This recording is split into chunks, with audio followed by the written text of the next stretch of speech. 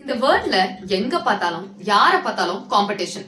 25 வயசுக்குள்ள கண்டிப்பா கார் வாங்கிடணும், சொந்த வீடு வாங்கிடணும். காலேஜ் முடிச்சா அடுத்த 1 or 2 இயர்ஸ்க்குள்ள ஒரு நல்ல சேலரியில ஒரு செம்மையான ஜாப்ல வந்து செட்டில் ஆயிடணும். அண்ட் அதை தாண்டி இப்போ ஒண்ணு புதுசா வந்திருக்கே, டிராவல் பண்ணணும், நிறைய சோலோ ட்ரிப்ஸ் போகணும், பஞ்சி ஜம்பிங், இந்த மாதிரி அட்வென்ச்சர்ஸ் எல்லாம் ட்ரை பண்ணணும் அப்படின்னு சொல்லிட்டு சுத்தி சுத்தி வந்து இதுதான்ப்பா லைஃப், இதை அட்டைன் பண்ணாதான் வந்து நீ சக்சஸ்ஃபுல்லா இருப்ப அப்படின்னு சொல்லிட்டு சோசியல் மீடியா நம்மள நம்ப வச்சு, அப்ப நம்ம இப்ப வாழற லைஃப்ல ஒண்ணுமே இல்ல, ஒரு ஜீரோ அப்படின்னே வந்து நம்மள நம்ப வச்சுட்டாங்க அப்படின்னே சொல்லலாம்.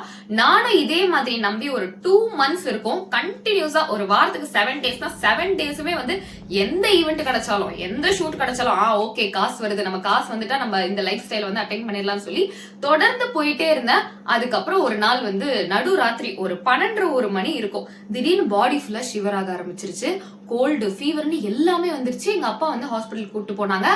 அங்க ஸ்டாப் பண்ணதான். நெக்ஸ்ட் 2 weeksக்கு என்னால எந்த ஈவென்ட்ஸோ எந்த ஷூட்ஸுமே எடுக்க முடியல.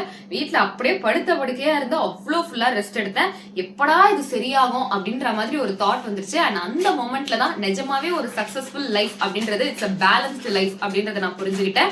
ஸோ இந்த 11/11 இன்னைக்கு உங்களுக்காக நான் மேனிஃபெஸ்ட் பண்றது, நீங்களும் ஒரு பேலன்ஸ்டு லைஃப் வாழணும். எப்பவுமே வந்து மண்டே டு சாட்டர்டேனா வேலை, ஒரு வீக்கெண்ட் அதுமா வந்து ஃப்ரெண்ட்ஸோட பார்ட்டி பண்ணணும், அது மட்டும் லைஃப் இல்லாம ஒரு நாள் லீவ் இருந்தாலும் நல்லா நிறுத்தி நிதானமா நிம்மதியா தூங்குறது சாப்பிடுறதும் வந்து ஒரு சக்சஸ்ஃபுல் லைஃப் அப்படின்றத வந்து புரிஞ்சுக்கோங்க. நாளைக்கு 11/11 சீரீஸோட உங்களை பாக்குறேன். பாய்.